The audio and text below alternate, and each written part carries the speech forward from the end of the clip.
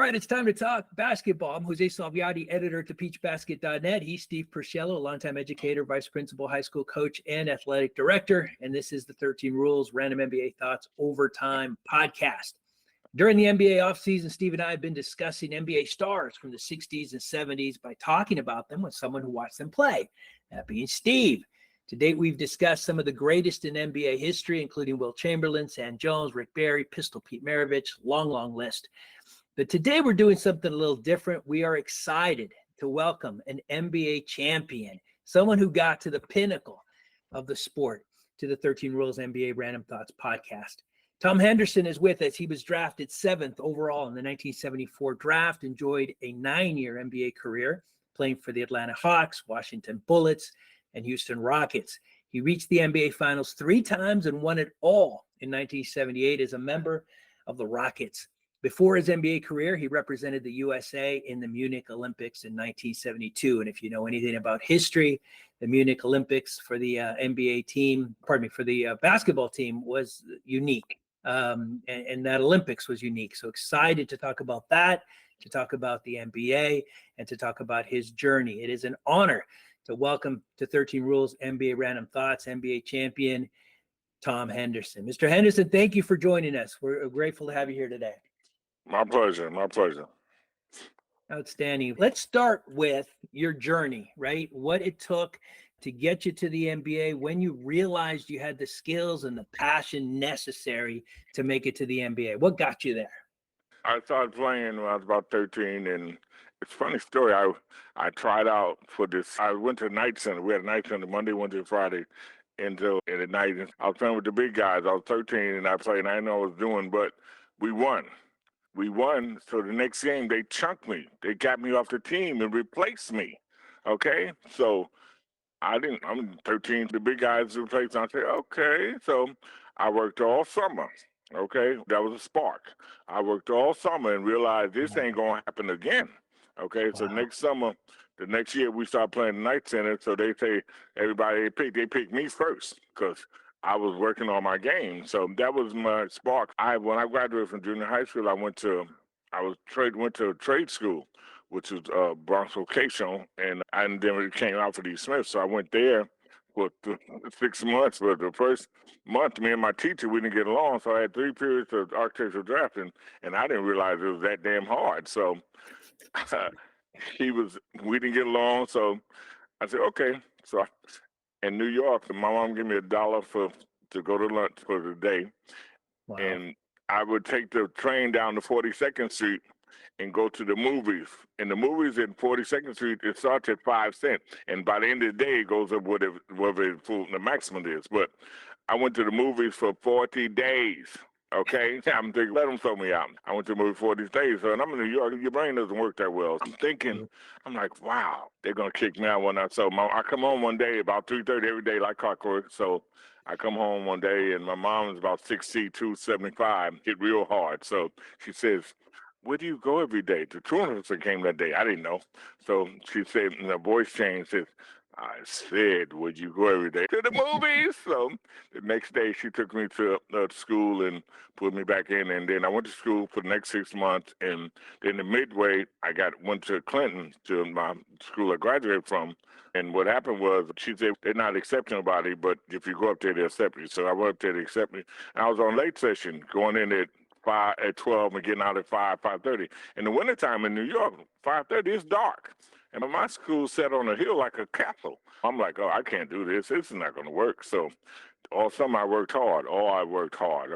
So the next year I tried out. I was on late session, and I tried out. When we tried out, I killed everybody. They put everybody on the varsity army, and I killed them all. So they put me from late session and going in 7:30, getting out 2:30 to go to practice. So that was my journey. So my senior year, we won. We went to the semifinals, and we lost in the finals my senior year.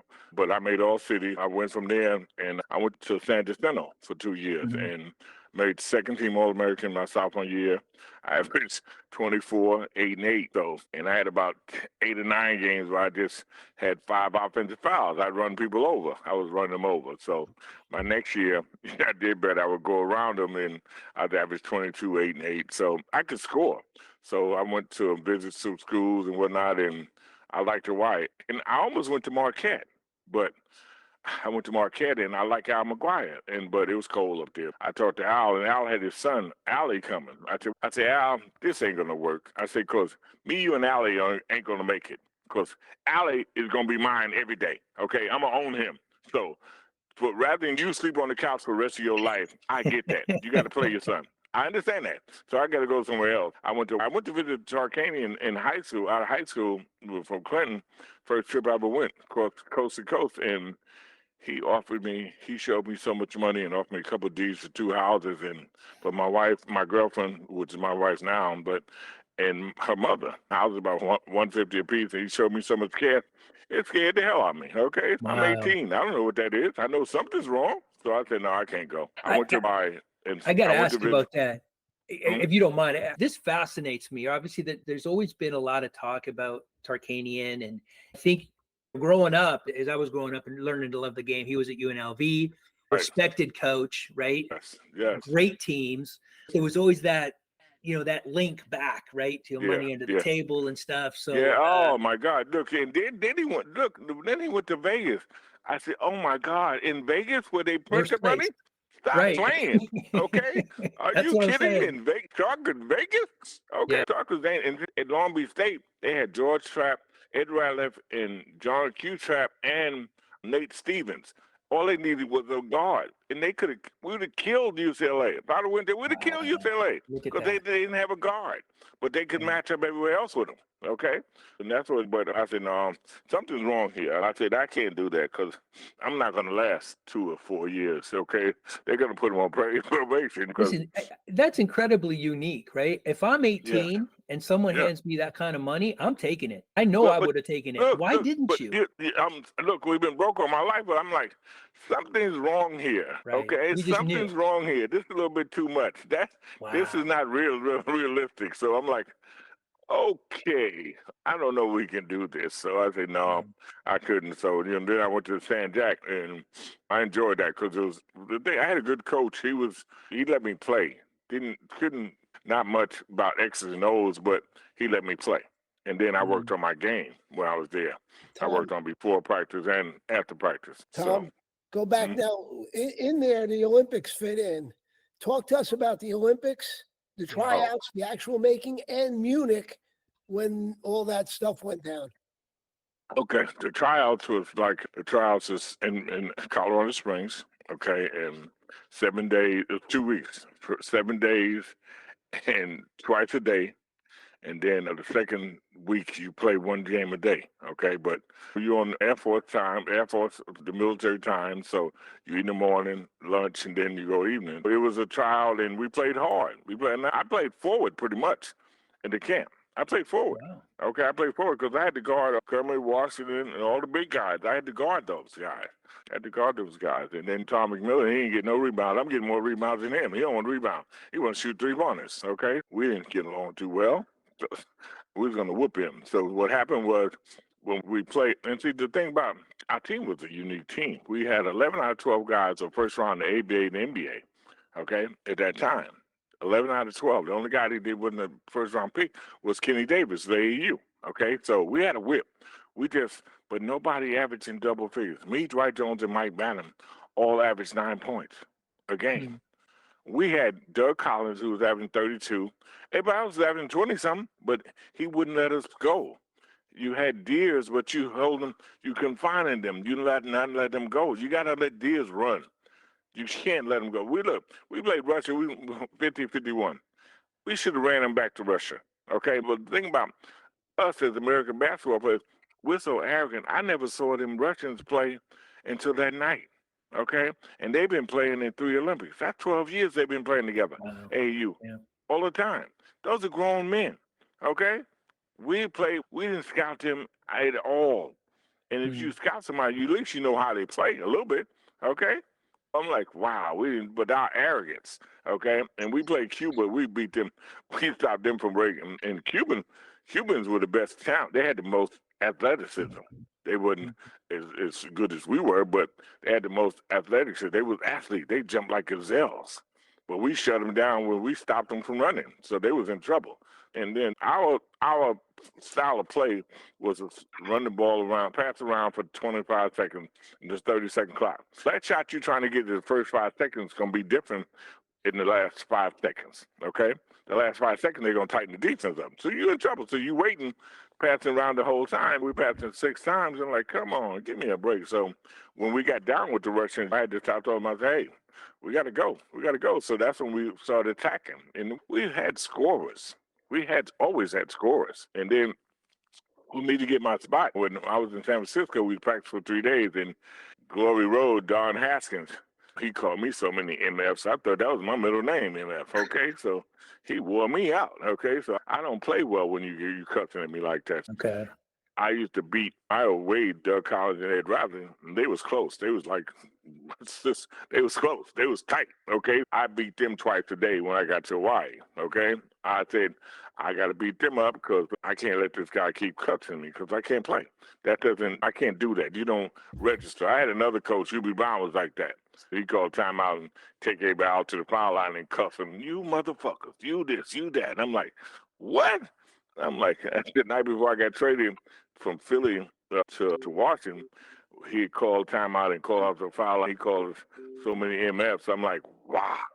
So next 4 plays, I threw the ball to Purciello. And the last thing did was I went to a layup and threw the ball off the backboard and went to half court. So they said, get him out of here. I said, okay. So I guess, and then the teams you play well against, that's who you get traded to. I used to kill Kevin Porter. I used to light him up. So. Tom, how about the 2 things before we move to the pros? Tell us about the championship game against Russia. Were you on the court at the end? Yes, and then what happened was we called a timeout. They threw the ball in, and then they took it out again. They threw the ball in again. So they say that was in the first game. So some Jones come out to the stands, okay, and told them that the Russians should be awarded 3 seconds more. Why? You have no authority, okay? But you did that. He did that. We should have got off the court. Bob had said, if we leave off the court, they're going to forfeit us. He said, we should have did that. So we didn't. And we had a 50-page protest, okay? But there was committees, there was 5 committees. There's 3 communists, 2 non-communists. The vote can be 3-2, okay? We can't win. And then if you notice, the whole Olympics was anti-U.S. And that was the big beginning of terrorism, okay? See, look. You ever watch Hogan's Heroes? Sure. Okay. Hogan's Heroes, the Germans make great machines. They got no common sense, okay? They got a 30-foot high fence around the village, okay? There's people climbing over the fence coming in. You got to investigate that. You don't let that just go, okay? So you need 2 forms of ID to get in the village. Once you get in the village, to get to your delegation, you get your dorm, you go and you deal with your people, okay? So to get in the village, you had to form an ID. If they climb over the fence, then something's wrong, okay? So amazing. So they climbed in and they held the Israelis captive for a couple of days, and then they decided to take them. They were supposed to take the international airfield. They took them to the military airfield and then surrounded their helicopters. Okay, now there's 6 snipers. No, there's 8 snipers. No, there's 8 terrorists. There's only 6 snipers. How do you have 2 less snipers? Okay, if you're trying to avoid this and get this right, you can't have less snipers than you got the terrorists.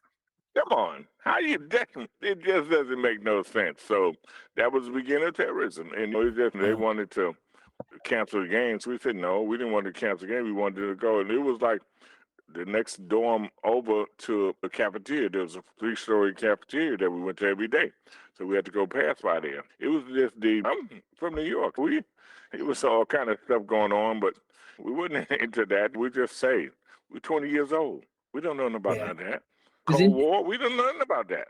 That's above our pay grade. We don't know nothing about that.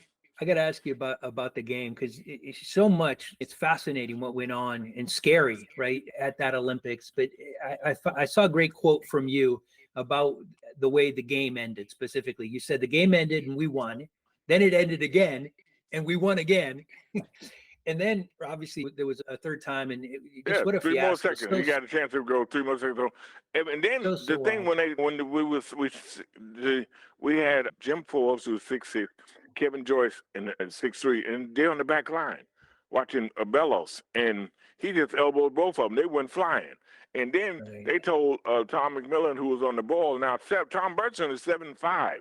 Okay, he should have been back there. Okay, but then they told Tom McMillan to take a step back so the guy can throw the ball, so you can't contest the ball.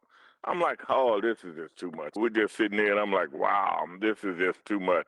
And you know what? The funny thing about it, when the game was over the first time, everybody rushed on the court.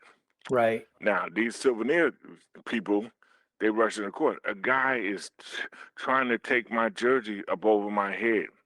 And I turned and about to swing at him, and he took off running. And I'm like, this guy's trying to take my jersey. He's trying to undress me. Okay? And at the time, I think about Ivor got pickpocketed, about 3 or 4 boosters got pickpocketed. That's what they do. About 8 people got pickpocketed, okay, doing this the celebration. Okay? So this was big. This was going on. It was amazing. So it was a life experience. Matter of fact, that night after the game, I don't drink beer. I don't drink at all. I drank a beer and had to crawl to my bed, okay, because they had that lager, that big thing, this big liter. I never drank. So I'm like, wow, I'm 20. I had to have a beer. If something's going to drive you to drink, I think that experience is going to drive anybody to drink. It was amazing. It was just, and then I'm 20. All that is just new. I think about it now. It's a little, I understand a little bit more, but it just was a lot to take in when I went that. So then we had a thing when the Russians came, and we played, I think, 6 games through the States the following year, and I think we beat them 4-2, 4 games to 2 or something like that. But I was still pissed because then when we was in the locker room talking about the silver medal, to go out there to accept the silver medal, we said no, we're not doing it. The only guy that was thinking about it wanted to do it was Tom McMillan, but we'd have whooped him. What? I was going to ask you about that, right? Because Doug Collins has famously said that he doesn't want it, the team doesn't want it. So you guys did collectively talk and say you don't want that silver medal. But see, you can't accept it unless you get 12 signatures. Okay, 12 guys have to do all or nothing. And I said, you guys, I guess you guys ain't gonna get it because Thomas got in his will not to take the damn silver medal. I just felt we got cheated, and I'm like, nope, I can't do it, and I just can't do it. So I got my kids instructed: if I die, do not accept no silver medal. We won the gold medal. It was serious. It's just life experiences when you play with different guys. So it was good. And then I went to Hawaii, and I was fine. It was just peaceful. It was just a peaceful thing. Tom, you mentioned Tom McMillan. Now, he was the top recruit in that year with Maryland. Am I correct? Yeah. And how'd you feel about his game? He was a 7-foot jump shooter. Are you serious? How I feel? Look, let me tell you something. And they had the lower class in my senior year in Hawaii, and we played, and they had the Hughes brothers. They were 6'10" from Wisconsin. Both of them were 6'10" or 6'11". One was inside. He went to, I don't know, one went to New Jersey. I don't know where the other one went. But anyway, we played the All-Star game, and I played with the one that's a 7-foot jump shooter. We was in practice, and he shot a jump shot from 3-point, like one range. When I told him, you shoot another one, and it's gonna be me and you, okay? You're 7 feet. Take your big ass under the goal, okay? We can get that anytime, okay? We can get jump shot anytime, and you shooting 3-pointers. That's why it drives me crazy. I'm watching the game now, and 3-pointers is just so, it's done messed up the game. That's all they think about, the 3-pointers. And everybody can't shoot 3-pointers. Okay. I was going to ask this question, and this is a perfect segue. So thank you for the setup. Honestly, you were in the NBA when they adopted the 3-point shot. I looked at your career stats. You never took a single shot from 3-point range. I Why? took one, and I took one. We beat Kansas City when we went to the finals with 80-81 with the Rockets, and I took one right there in the game, but they didn't call it. They didn't call it. I took the only one I took. But Yeah, it's not for what? I registered. can get a layup. I can always get a layup. I can always get an in between shot is fine. And I'm not a 3-point shooter. But look, it's really funny. When we was in Houston, Rick Barry played with us, right? So we used to shoot around before the game or before in practice, and I would shoot him 3-pointers. I used to kick his ass, okay? Rick Barry, okay? I used to kick his ass in 3-pointers, but I never shot 3-pointers because I never really thought, hey, I could get to where I want. So I was good. The 3-pointer, everybody now, they rely on that. It used to piss him off. He said, because I wasn't a shooter. I says, I always was a shooter, but to fit in the game, each team I played with, I had to have a different role. But I realized that I'm a point guard, and I've never had another guard to bring the ball up. I always had to bring the ball up. I never had a 2 guard that would bring the ball up so I could run the floor, okay? That's just basketball, okay? In the summertime, we were playing the courtsman. In the summertime, when I was in the college, we played the courtsman. Nate Archibald, Tiny Archibald would coach us. And we would have 5 guards, me, Ricky Sobers. We just have 5 guards, and we kill everybody. Because anybody can bring the ball up. It's just basketball, so it's just so different. And to play with another guard to bring the ball up, and most of the guards, look, used to be guards, forwards, and centers. Now it's point guard, forward guard, small forward, big forward, center. It's 5 positions. Give me a break, okay? It's just, they make it harder than what it is. And then the best coach I ever had was in high school, John Wiles at Clinton. He taught me basics, okay?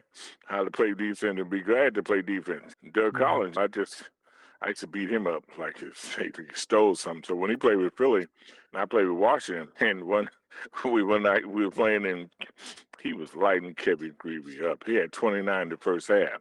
So I'm telling Molly and Bernie Bickerstaff, I'm saying, all first half, let me guard him. They say no. So after 29 the first half, I said, you can't do no worse. So second half, I beat him. He scored 2 and scored 4. 2 free throws in a bucket. I beat him up, okay? Because, I played him. And my best defense is if you ain't got the ball, you ain't going to get it, okay? All right. When you got the ball, anybody can score, I got to call out that Kevin Greavy is a fan of our show. We were able to talk to him not too long ago. So we're gonna validate this with him. Yes, Kevin's a good dude. And then he's really, because when I got traded for Chuck Robinson. And Chuck Robinson with Truck, West, and Elvin, that was a hell of a front line, okay? Yeah. So Chuck was in New York, scored about 30, 25 rebounds. Then he went to Boston. And it was Chuck, West, and Elvin, that was front line. So then went to Boston, he scored about 30, about 22 rebounds in 2 games in a row. Then the next day he come home to Washington, and they start Kevin Greavy. No talk, no nothing. They start Kevin Greavy. Man, after the game, Chuck, they had a little office. Chuck was in the office with Bernie and Dick Motta, and he cornered him up. They didn't think they was getting out there alive, okay? Chuck was 6'8", 245, all man, okay? And then, so Chuck cornered him and scored him in the locker, in the office, and I told him, I said, you was traded before you got to your car, okay? They was glad to get you out of there. They wasn't going to, see, in the NBA, most of the time, you read it in the paper, you see it, they don't even call you. Most of the time, they don't call you. You'll find out from somebody else before, because most of them ain't got enough heart to tell you. My thing is just let me know. I can go. When I got traded to Washington, Hubie Brown came and he says, hey, I need to talk to you. We trained practicing, right? So my lawyer said, okay, I wasn't going nowhere. So I said, okay, I'm fine. He comes and Hubie got that eye, that Roman eye, that right eye. And he said, pick that ball. He said, pick that ball up. So we don't know who we talking to. So all 4 of us really trying to pick that ball up because we don't know who we talking to. So he walks over to me and says, I need to talk to you. I said, okay. He says, you've been traded. I said, okay. He said, I said, to where? He said, to Washington. He said, well, how you feel? I said, I just went from last place to first. Thank you and goodbye. Okay? Goodbye. How do I feel? I feel great. And see, when you get traded, you're usually the 12th man. So it took me about a week and a half to get to my starting spot. But, after that, watching was whatnot. And then I won with Washington in 78. I didn't. Yeah. I went to the finals with Houston, but we lost to Boston 80-81. But I went to two finals. I went to two finals, or three finals with two different teams. Yeah. We went to with Houston. We went with a losing record, 40-42. But the timing was right, and we just peaked at the right time. And then we hit to Boston, and we got in the first game. We up by 8, and 10 minutes to go, and I get in my fourth foul. So Del Harris sits me on the bench for 4 minutes. So we go from 8 up to 4 down when I get back in. So I'm pissed off. So we scored 2. I scored 2 buckets. We tied up, but we left Boston 1-1. We should have left Boston 2-0. We should have won the first game. My thing is, I got 4 fouls, but let me foul out. Don't let me sit on the bench. I got 4 fouls. Let me play. Okay, you sat me on the bench. Don't sit me that long. The tempo has changed and whatnot. We left Boston. Then we won the second game, and then Boston had a tough series with Philly, a 7-game series where they won by 1 point. They were tired. They beat down. They were asleep. The second game we won with Boston, Mosley got to talking. He told me, I'll take 4 guys from Petersburg and with Boston. I said, oh, no, don't wake them up. Let them sleep. They don't now wake on. We should let Boston 2-0. In the next 5 games, we would have stole 2. Okay, we could have got a ring by winning 2. 2 out of 5. We could have got 2. But you don't wake them up. They had a better team. Yes, they had better talent. They had Maxwell come off the bench. They had Bird. They had McHale, Parrish. Okay, they had a team. They had a good team. That Tiny. They had a good team. I know what they had. Don't wake them up. I'm like, oh, God. Now, one thing I'm about the finals, you get there, shut up. Talk nice to them guys. Yo, he's playing blah, blah, blah. Yeah, okay. That's what you do. You don't pump them up. And you woke them up. I got to pause you for just a second because I know you're not – Steve and I are on camera, and we're excited to have you on audio. But I just want to let you know the second you started – you're talking about waking somebody up. You woke Steve up. He is a Boston fan, and as soon as you started talking about Boston, he went off camera. He got his Boston Celtics hat, and he is now wearing it proudly. Just wanted to let you know what was happening. Hey, look here. Tell him also that parquet floor. That's the worst floor in the country. Amen. Okay. They got about 30 dead spots, and they run you right to them dead spots. They know where they are. You bounce the ball and don't come up. They're talking about the parquet floor. I'm like, that's the worst floor in the league. Okay. This was not a question we had listed to ask you, but Steve and I were talking about this yesterday, and talking about the Lakers and the Celtics' great rivalry, and about the floor, and about the air conditioning not working. And I made the point, and I'm in LA, okay. But I made the point that I got to give credit to Red Auerbach. He knew what he was doing. He was playing within the rules. He did everything he could. He turned the heat on one time with Kareem. And by halftime, Kareem was done. And that's it. That's Red. That's Red is too much, man. Red was too much. He'd kill anybody for a win. He was tough. And he put people together. He put two good teams together. And then you talking about the GOAT. I thought the GOAT was supposed to be whoever won the most championships. It did, and there's different positions, guys at the GOAT. Yeah. Jordan is his position, but Bill Russell was 9 championships and 2 as a coach. I think that's the GOAT. 11. I don't know who you're talking about, but that got to be the GOAT. He ran out of fingers, okay? Look, let me tell you, when I was in the Olympics, he was doing the commentating, so he comes to me, had number 6. He says, hey, you got my number? I said, yes. He said, if you don't play, I'm going to make your name a household word, garbage. I said, oh, okay. That inspired me. I had no problem. Bill was always, he was a great man. That was a great man. So, Let me ask you about the NBA, right? Because what a great career you've had in basketball. Just so much from college to the Olympics and in the NBA. I took some time digging into the numbers for you, and you scored a career high 33 points on 13 of 19 shooting against the New Orleans Jazz back in the day in New Orleans in 1975. What do you remember about that game? Because that's got to be a highlight. That's an incredible. Yeah, we played in the afternoon, and then there's a difference in playing afternoon and night games. You play night games all year, and then I got to watch, and we started playing afternoon games. So you're playing at 7 at night as opposed to playing at 1:30. So I had to get adjusted to that. But I got to watch it, and those fans were like the 6th man. Because the nights we didn't want to play, they got you up. And then playing with Unseld, that was just a treat playing with him, because this is a guy, I watched him in practice get the ball off the basket. I think my 3rd week there, I watched him in practice. He got the ball off the basket in the back, off the backboard, and threw it in the air and threw it and hit the other backboard. I told him, Reeve said the ain't no same human thing. alive Yeah. so to be that strong. Who are you? Okay, Right. just amazing. He was amazing. He would throw the ball out so hard. Sometimes I had to bring my hand down because I know if I catch it, I might go about 4 rows deep. So I said, no. But he was a good guy, just a good guy. And this man, then the biggest part, when I left Washington, when my 2 years, I've been there 2.5 years. Because when I got there, I had 2.5 years in Atlanta. So when I got to Washington, I got there and we won in my 4th year. Then in '79, I went to finals again. But my contract was up. I first signed a 5-year contract. Then my contract was up. So I went in and talked to Ferry. So in the summer, I want to know where I'm at. I want to have to be waiting. So he said, maybe 1 year guarantee. We won a championship. Okay, we won a championship and did not have a bottle of champagne to celebrate. Okay, I'm in the locker room after the game and they're pouring beer, soda, and all that in my face, but not a bottle of champagne. Because if you notice, they've been blanked 2 times before that, Milwaukee and Golden State, 4-0, 4-0. We won, and they didn't have a bottle of champagne. When we get to the hotel, they had a bottle big as me.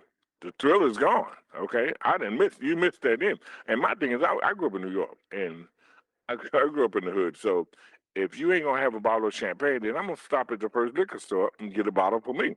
3-3. I'm gonna support myself because it was a hell of a year. Okay, and it was a hell of a year. So it was insulting. But then Ferry, I went in to see what he's going on. He said, maybe 1 year guarantee. I said, pay me for what I did. I was here 2.5 years. We won a championship, and then we lost in the finals the next year, but we went to 2 finals. Okay? So pay me for, don't insult me. So I left. I didn't even talk to him. So maybe 1 year guarantee, and I'm coming up for a 5-year guarantee contract. 3, 4, we'll negotiate. So I came to Houston, and I wanted 4. They wanted 3, so I wound up getting 4. Okay? So the difference of what I wanted and they wanted was 100,000. So you give me 60 and we run with it. It's business. It's nothing personal. Yeah. Yeah. They take it personal, and it ain't personal. It's business.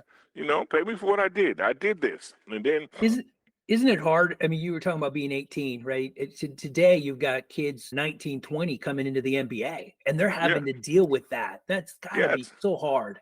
Yes, it is, because you don't know. And then, like I look at these guys, they go to strip joints and all that. I says, we didn't go no damn strip joint. For what? We're not going. We making decent money, but we're not going no strip joint. We don't do that. Okay? I listen to them now and I'm like, what are y'all doing? What are y'all doing? I'm like, you trying to give your money away? Because they sure going to take it, okay? So it's a little different now. It's quite different. I heard Anthony Edwards talk about it back then there was nobody talented. And I'm like, are you serious? Back then, see now, you can't even touch somebody. Back then, we had the hand check and all that. And them guys, man, I had Jim Price and Dean Memington. They used to pick me up and move me. And after the game, after the night over, I got 5 fingerprints on my side from they've been holding me. And I've been get off me, get off me. And I think we was playing in L.A. one time. Michael Cooper was guarding me. And Michael Cooper 6'6", about 190. But he got long arm span. Like, that's Clyde and Don Chaney. Them is small forwards. They make guard them small forwards, okay? But them is big guards. He's guarding me and whatnot, and I'm playing with Houston, and we playing first game, and it's on TV, and I bowled him about 4 times in a row. To my watch elbow, I say, F you. It's F you. And I said, F you. Look, so then Magic said, Tom, calm down. I said, Magic, I might can't whoop nobody, but I can whoop him, okay? I will whoop him tonight, okay? So I said, you better get him. I said, he ain't going to ride me like a horse. If they ain't going to call it, you're not going to ride me like a horse. It's not going to happen. You're not going to be guarding me. You're 6'6", you got long arms, man. And I'm like, I'm not taking that. That's how you play. So I like it when they let you play. I don't mind being physical. I just let me play. Just don't call that ticky-tack.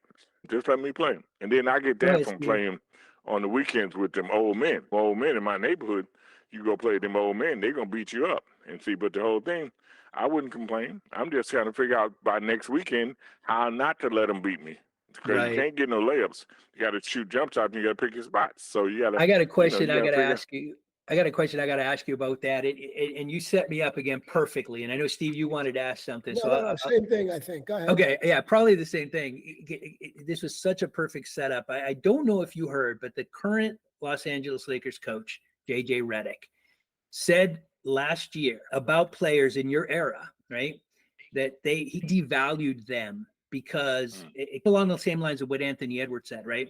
He called them plumbers and firemen. And Jerry West came out and just absolutely obliterated J.J. Redick for that thought. We asked Kevin Greavy about it. So what do you think, right? When people look back at the players you played against and they say, listen, man, they weren't that good. They were plumbers. They were firemen. They had to have second jobs. They weren't that good. What do you say to that? They had second jobs because they wasn't paying that well. But some guys are just role players. We didn't make the good money, the big money, but we had efficient, and we were smarter. These guys are talented, but they don't know basketball. They don't know basketball. They don't know what a pick and roll is and things like that. They don't know. I played with West, and he set that pick and roll, and I'm going to be wide open because he don't set a wall, and you can't get over. So it's just basic things, basic basketball, back doors and what like that. Is now, back in the day, they used to go to the basket and you go for a layup. Now you go to the basket and you throw it out 25 feet. For what? Are you serious? You throwing it back out 20? A 5-foot shot, you got a 25-foot shot. That's basketball? That's some other shit. And then look, this stuff, this Euro step, that's a walk. That's a walk. And look, this guy up in Milwaukee, he's 7'2". He don't need no help. Be honest. He don't need no help. He's coming at you like 900. He don't need no help. He's coming. Okay? He's talking about the Euro. You? Who? I'm like, oh, man, give me a break. I know that one of the things Steve wanted to do was to kind of do some rapid fire reaction on players, and I think we just got one. But before we get there, Steve, with you're okay, I had one last question, and then I'd love Steve to give you some names and would love to get your thoughts on them because that's pretty fascinating. But here's my last question for you. You've had a remarkable career in the game. Again, going back to college, the Olympics, NBA champion. That's the pinnacle, man. That's the top. That's why everybody plays. And you got there. That's amazing to me. So I'm curious now, looking back, what's your greatest memory in basketball across the board, high school, college, the Olympics, the NBA? If we were to pinpoint it, man, one great memory, what is it that you take away from your career in the game? Winning a championship. Winning a championship and being able to get to the finals, because you want to get to the finals because everybody else going to be watching. Everybody, you got there. You got to the finals, but we won the championship. And the funny thing about winning the seventh game we played in Seattle, they had a better record. So it was 3-3, seventh game was on Wednesday. I'll never forget, it was June 7th. And we were warming up, and there was an announcer on the loudspeaker said there will be a victory parade for the world champion Seattle Supersonics. Wow. So I'm warming up. So I run by the table. I says, you can't play for them. Are you serious? You can't play for them. That there was my spark. That got me to the point where, and my thing was to control the tempo. So we controlled the tempo the whole game. And then if you watch that game, we scored within 7-8 seconds for each quarter to the buzzer. And at the third, Charlie Johnson in the third quarter hit a 3-quarter shot. Hit from 3 quarters and just nothing but bottom. Okay, so within 5 or 6 seconds, we scored to the buzzer. And then, the fact that we had Bobby Dandridge, that was a piece of the puzzle. Perry didn't know he did it, but that was a piece of the puzzle. And my thing was, I knew how to run a team. You have to take advantage of what you have. I know I can't. That's the game we played, and Paul Silas, Elvin was posting up and it elbowed Paul Silas in the throat. Paul Silas took 2 steps back and punched Elvin in the back of the head. This in front of the referee. So the next 2 quarters, I can't find Elvin. He's playing, but he's not there. He won't come to the ball. So I'm like, okay. So I tell him beginning of the 4th quarter, I said, big fella, I don't know where you been. I just know you ain't been here. So we're going to win this with or without you. So the 4th quarter, he started playing. These guys, you got to know how they are. You got to know how you are. My 78, every other week I cussed Elvin out. So then in 79, every other week Bobby Dandridge cussed him out. That's how we kept him in check. We kept him in check that way because some guys think they're perfect players. No, you're not going to be a perfect player. You're going to have flaws and whatnot, and that's where you get along. And Elvin, I used to cuss him out. I told him one time I missed him on the pass, and he came out off the huddle out there, and he was talking to Mata, and he's stumbling. So we walked up on the court. I say, oh, you mad at me? You mad at me? I said, oh, okay, you miss me. You miss me all the time because you can't pass. But I miss you one time and you tripping. I said, okay, I won't bring you the ball for a month. He said, oh, Tommy, I'm sorry. I said, I'm sorry.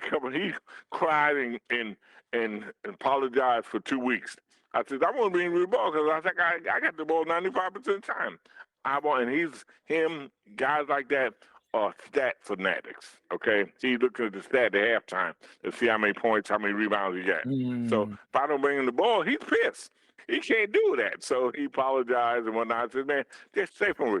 Leave me alone, all right? Just do your job and stay away from me because I don't do that. I don't like playing with guys like that. Just play your game. Then it'll work out. Again, a perfect segue to what Steve, I think, has in store. He's going to throw out some names. We're going to get your thoughts. But I do want to call out before I hand it over to you, Steve. In Game 7, Tom Henderson, 4 of 9, 15 points. What am I looking at here? 2 assists, 4 steals. That's a solid Game 7 performance, man. Yeah, it was enjoyable and just to win because in high school we went to the finals and lost. College, I went to NIT with, junior college we didn't get out of. In Texas, we was 37-4 first year, 36-6. Never got out of Texas, never went to national. So in Hawaii, I went to NIT and lost in the second round to Purdue. To get it at the top of your level or something you do, that was a big thing. That's amazing. But outstanding. To get to the finals contribute like is a you big did. thing. Absolutely. And to contribute like you did in 41 minutes is impressive. Yeah. Steve, you got some names, right? Tom, I'm going to throw some names out at you. And if you can, just a sentence or two. And just to sum up the person, a lot of them are coaches, but there's some players in here and all. And some things. Here, your favorite teammate. Probably Bobby Dandridge. And Lou Hudson was so funny because he was the big guard in Atlanta. He averaged about 25, but Lou Hudson he was so physical. And I seen him swing on Big Bob Lanier, and he beat up Henry Finkel. So he wouldn't, if you cheap shot him, he wouldn't hesitate to fight you. So he was a great teammate. He could go. How about Cotton Fitzsimmons? Cotton was a good bullshitter. He was one of the best, okay? He would be a great used car salesman because he was my first coach. And so he was talking to me. He had and Cotton had a good idea. He had a good idea, but, he had the 3 young guys, but me, Sojourner, and Drew, but we're not all on the same basketball level. And see, Drew was a second-round pick, but he had a better year than me and Sojourner, okay? And Sojourner was a power forward, not a center. But Cotton was good. And then we got Hubie after that. So Hubie was a cat. I'm going to get to him. Let's try Bill Fitch. I couldn't say Bill Fitch. Bill Fitch and Dick Motta, they bring them in to get rid of all the older guys, okay? They bring them in to get rid of all the older guys, okay? I never liked Fitch. But you know what? It's amazing. Bill Fitch got in the Hall of Fame with a losing record. How does that happen? Where does that come? This Hall of Fame thing, I don't get it. Because some of these guys that get in, I'm like, how does that happen? So it's different now. It's quite different. I guess they use all the things you did, all your college, high school, everything compared. So I never was a fan of Fitch, okay? I never was a fan. And then he went, in fact, how he got the job at Boston, we were in Japan in 75, 76, and Boston had just won. So we were in Japan. And their starting 5 was over there, and we was out there for 2 weeks, and Bill Fitch was kissing Red Devils' butt for the whole 2 weeks. So that's how he got the job, okay? That's how he got the job. So that was, but some guys just coaches. My thing is just, you have respect for them. If they can win with if you got talent. And then when he was in Cleveland, he had some good talent, but they never got out to Eastern Conference, okay? He had some good talent. Boston was always a juggernaut. They couldn't get past Boston. So you got to figure that out sometime. Toughest guy you ever played against? Ooh. Pete Maravich and George Gervin. Pete Maravich, these guys that gave me some 40s. I got traded. I was part of the deal. I was first-round pick. So Pete Maravich went to New Orleans. So for the next 2.5 years, we played them 6 times a year. Pete averaged 43 for 18 games, okay? So Pete was tough, okay? And so my friend Bud Torrey plays for New Orleans, so we out there having a beer one time at the club, and so I'm sitting next to Pete, we having a beer. I say, Peter, I didn't make the damn trade. I don't know why you mad at me. I didn't do it, okay, because he was 40-something. I just seen some 40s. Him and Gervin, I done seen some 40s. But I ain't never seen no 50s, 60s, and 70s. Look, if somebody hit over 40 on me, and then 40, I done foul out because I done use, after 30, I done use 5 or 6 of my best, okay? I'm supposed to be watching because he's cooking tonight, okay? He's cooking. So I'm like, no, I'm not going to do that. I'm not going to be watching you get 50 or 60. We're not. And I was talking to a friend of mine, Sam Mitchell, and he does his camp in Columbus, Georgia. I do the camp with him for years now. He was coaching then when Kobe hit the 81. Right. And my son called me and says, Dad, Kobe hit 81. I said, oh, that's a misprint. That's a misprint. I looked at that. He hit 81 for sure. I said, and I talked to Sam that summer, and I said, man, summers later, and he said, man, I said, how did that happen? And I said, he ain't had no broken arm, no broken leg. I said, 81? And I said, if I was the owner, I'd have fired you and fined everybody, okay? He didn't walk out there with nothing, no hurt. He'd have limped out of there. They'd carry him out in a wheelchair or something, or a stretcher. But 81? I mean, so you're kidding me? You're fouling out before you let anybody get. Hey, we're not doing that.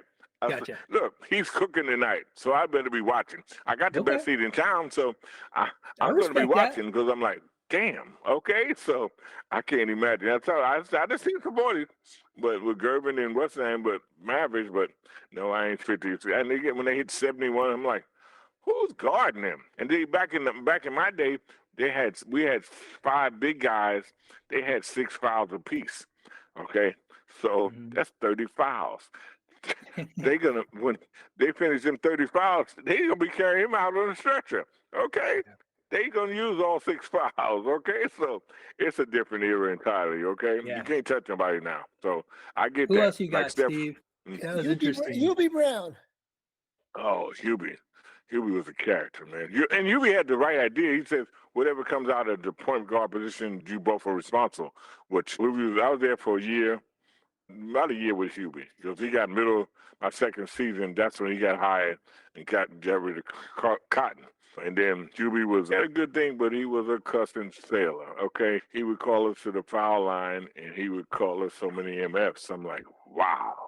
Then he would go out and play. I'm like, wow. He wouldn't do it at the bench because it's so close to the fans. So he said, come out here. And come out to the foul in the middle of the court. Okay, so he would cuss us out. He was pretty good, but he just had a different approach. Some of these coaches have a different approach. How about Kareem? Oh, Kareem was one of the best. He was one of the best. He was a funny guy. If you get to know him, he lets loose. He relaxes. But see, they've been messing with him so long that he didn't open up. But if he likes you, he'll open up. So we was hanging out in Hawaii when we would do the Soulville games and whatnot. He would come out there. He was a good guy. He's a good guy. Just always had respect for him. And then, matter of fact, let me say, when I was in Houston, so we were warming up, and he says before the game, they shoot around. We were shooting around and whatnot. He said, okay, they shoot around first, and we come on. So he said, okay, man, you come out to the house, but I'm going to send you back in a cab. I said, man, hell with you. Hell, if I take you, I'm going to bring you home. Okay, so we might hang out, but you ain't going to take me and send me back. I can make my own cab, okay? I can make my own cab, so we're not doing that. But we always been pretty cool. He was a good guy. How about Magic? Magic could play. But I saw him when he came out. I think I was trying to watch him when he came out in the McDonald's All-American game they played at Washington. And I saw him throw a full-court bounce pass to, I think, Worthing. And he just picked it up and laid it up right in stride. I told him, he was 6'6" at the time. I told my friend, I said, he's going to be something. I said, because I never seen nobody. And matter of fact, Clark Kellogg was playing that night too, and he was too, but his legs didn't hold up, but he could really play too, Clark Kellogg. And then Worthing, I didn't think Worthing was that good until he got to North Carolina, and then he excelled because that night he was just normal, but that night he was much quicker. But if you notice, Worthing never had a jump shot. He had a set shot. He shot it from his waist. He shot it from his chest. He never shot a jump shot over. But he was so quick, he could get it off. That's why he quicked everybody. But, Larry Bird. Oh, Bird was tough. Bert was tough. He was tough. Look, let me tell you a story about him. One time we were with him and when we was Houston in the finals, and he was talking stuff to me and and he tried to booty me, and I come around, he booted me. So next time I come around the screen, and I try to punch him in his ribs. Okay, I try to punch him in his ribs. Felt like I hit a brick wall. Okay, I hit a damn brick wall. Like, look, we went to they called time. I went to the sideline. I said, I asked the trainer, he said, bro, I'm not gonna let him know he hurt me, but man, that's why, hey, them big guys, if I fight, I'm gonna go get a chair. That's not fair. You can't fight nobody that big. Okay, it's like they're big as houses. Okay, I'm not doing that. So, Hey, Steve, can I ask one? Sure. He was tough. I got one for you. It's also a big guy, but not particularly strong, or at least didn't come out that way. You mentioned him before, and I loved watching him play when I was younger. George Gervin. Oh man, that's another one. He would get 40-something. Look, and we were good friends because we come to Washington. I would take him out, take him back to the hotel. I go to San Antonio. He take me out, take him back to the hotel. We're playing Washington. I take him, hang out, and have a beer too, and then we go back to the hotel. And we go to Houston. No, we go to San Antonio. He take me back to the hotel, and he said, "Man, I did something early this morning, and I'm just coming down." I said, "Excuse me?" He then gave me 44. I said, "You did that on not right, and you did that to me?" I said, "Man, pull over. Let me take a cab." I take a cab. That's okay. That's okay. But he was a nice guy. He was really a nice guy. And then most guys I didn't hang out because I didn't like too many. If I like you, we good. We cool. And I respect you. That's not a problem. I respect guys I respect and say hey to whatnot. But some I just didn't mess with. And then me and Ricky Sobers went to high school together. And Ricky Sobers was the best player in the school when I was a senior. But I tease him now, Ricky wouldn't go to school. Ricky would go to lunch and shoot quarters and nickels and shoot against the wall. So he wouldn't go to school, okay? So I told him, I tease him all the time, I said, you was the baddest guy in high school, but I was the baddest guy that went to school, okay? You didn't go to school, okay? So he went to junior college with Victor Kelly, and they had to send him back because he only had finished 11th grade. So he had to go back and get his GED. Then he finally went. But I said, you got a remarkable story. I said, you played 10 years in the league, and was the first round pick, and she never played in high school. But he could play. He could play. Right. Yeah, he could Who else play. you got, Steve? Yeah, who was the one guy that you hated playing against? Oh, I hated playing against Gervin and Murphy and Mavericks too. But then also I hated playing against Calvin Murphy because Calvin used to trip me all the time. Okay, I'd be running down the court and he would trip me. So he tripped me with Atlanta, and then with Washington he tripped me. So we played in Houston, and we played in we lost in double overtime. He tripped me 4 times. The next day we played back to back. We played in Washington next night, so we flew back home next morning. So that night I didn't go out. I didn't do nothing because I said, this got to stop. He can't do this no more. And I told the referee that. I said, if he steal the ball, he did something wrong. I got a string on it. So he would trip me as I'm crossing my leg, going around him. He kicked that foot, and I go down. He reached over and steal him. So for the game, when I got to Washington, I said, before I landed, I said, I got to fight him. So I got to Washington, and we got for the game. I shook everybody's hands. So I threw my hands out and said, let's go. Let's play a little bit. We're going to fight. We're going to play a little bit more. But you're not tripping me no more. So he says to me, he says, you done lost your mind. I said, probably, but you're not going to trip me no more. So he never tripped me again. So when I got with Houston, he told me how he would do it, and he was telling me, I'm about to get him. Then he said how Greer taught him how to trip. And I'm like amazed. I said, what? He said how Greer taught him how to trip people. I'm like, that's amazing. Okay, and he was good. Murph was good. He was one of the best I ever seen trip. He would trip me, and I was like, man, this is ridiculous. But he was good at it. When I got with Houston, he never tripped me again. No, I got Washington. He never tripped me again after that. I said, for the next 5 years, he never tripped me. I said, okay, we better, because we're going to fight. You're not going to do that. I don't like you can't cheap shot me. Okay, we can play strong, play tough, but I'm not taking no cheap shot. Respect the game. I get it. Yes. Yep. How about Dick Motta? Dick was good because Dick, he had that Chicago offense, and it was a good offense. And what Dick was amazed at, your offense is dictated by how the defense plays, because everybody knows everybody plays. So modern, and I ran the slaves better than he wrote them up. So I would take what they get him. And like I had Wes, I had Elvin, and then I had Bobby Danders, then I had Kevin. Kevin, I said, work on your jumper. I said, I'm going to get you 15 open jumpers a night. I said, all you got to do is make half. I said, if you don't make half, then get me 15. I'll make them. Okay, Right. So we had that understanding, and he got better. He got better with it. Kevin was good. So we had, like I told, we had 5 guys that started that didn't really like each other. But when we stepped on that floor, it was business. Yeah. Everybody knew their role, and they know I'm going to take care of it. So that was a good thing. So Steve, did you have one more? No, go ahead. All right, let me finish with this, because this is pretty fascinating, and I love that you brought it up, right?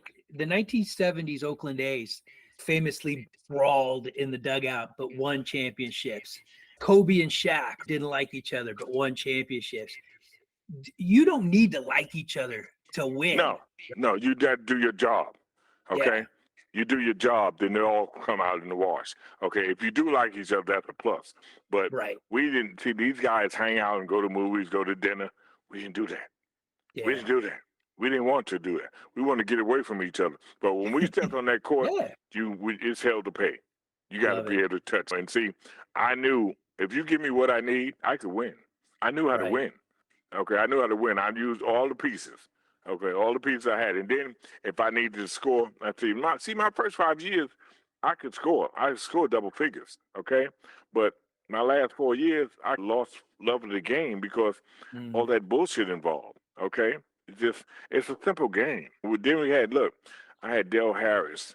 Oh, my God. That was a true idiot, okay? True idiot. So, and he had got the job from Tom Henderson.